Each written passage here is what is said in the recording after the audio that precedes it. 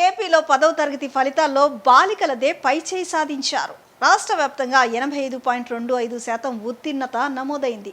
87.90% మంది బాలికలు ఉత్తీర్ణులు కాగా 82.68% మంది బాలురు పాస్ అయ్యారు.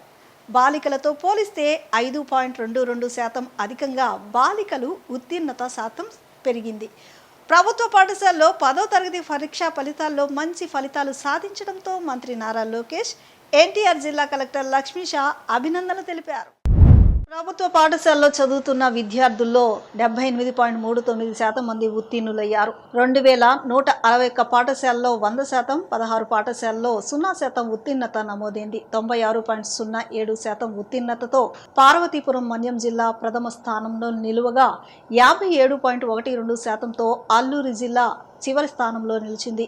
ఏపీ రెసిడెన్షియల్ పాఠశాలలో ఈసారి అత్యధికంగా 96.04% ఉత్తీర్ణత నమోదైంది.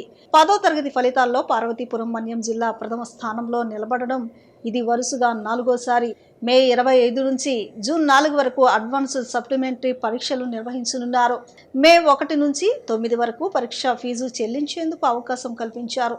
రీకౌంటింగ్, రీవెరిఫికేషన్ మే 1 నుంచి దరఖాస్తులు చేసుకోవాలని అధికారులు సూచించారు.